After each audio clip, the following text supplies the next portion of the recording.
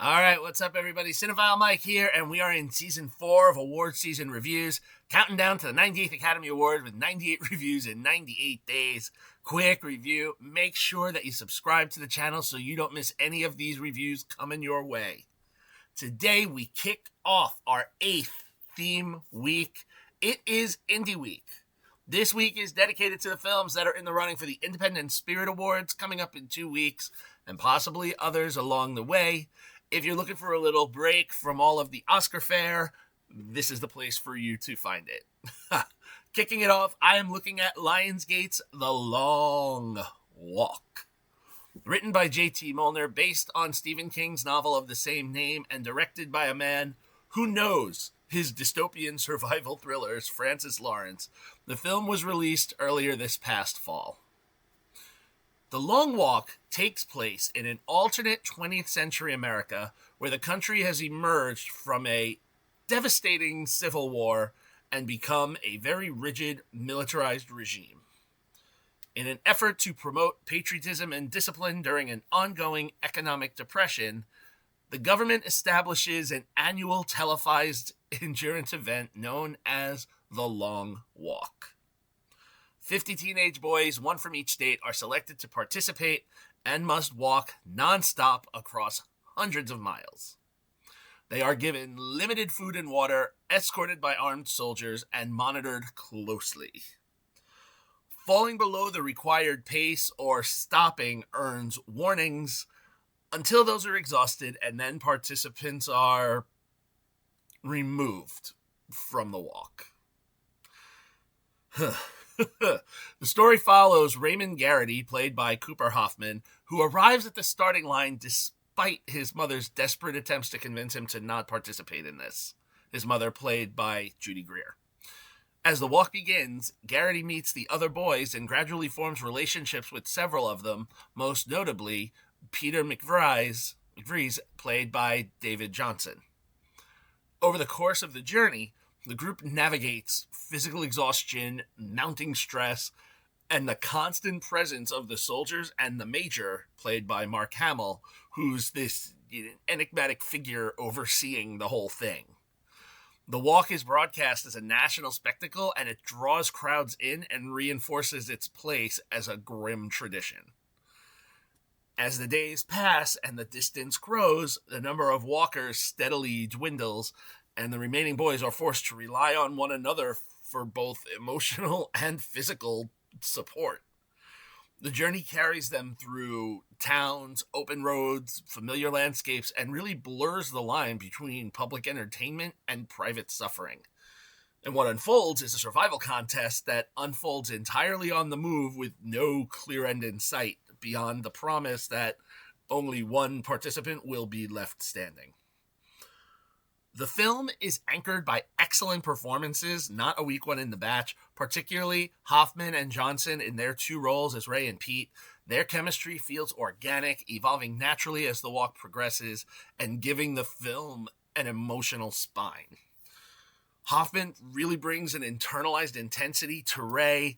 Jonsson infuses Pete with warmth and conviction, creating a dynamic that really grounds the film, even as the world around them becomes so hostile.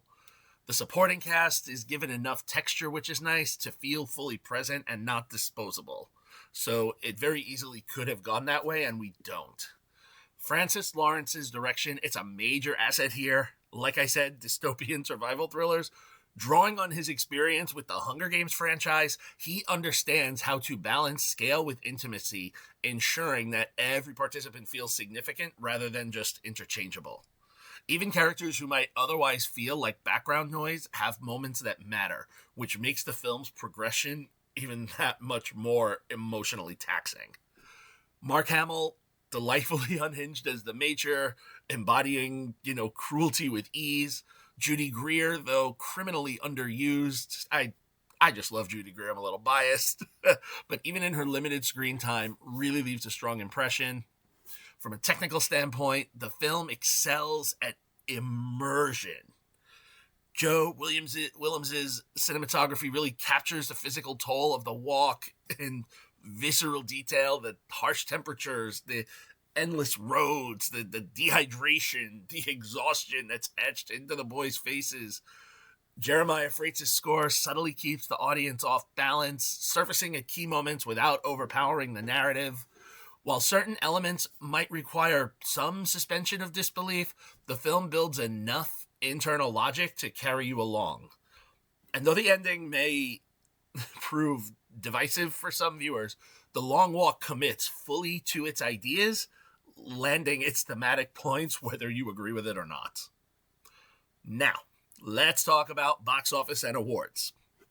At the end of its run, the film made $35,163,573 domestically and $27,708,017 internationally, giving it a worldwide take of $62,871,590.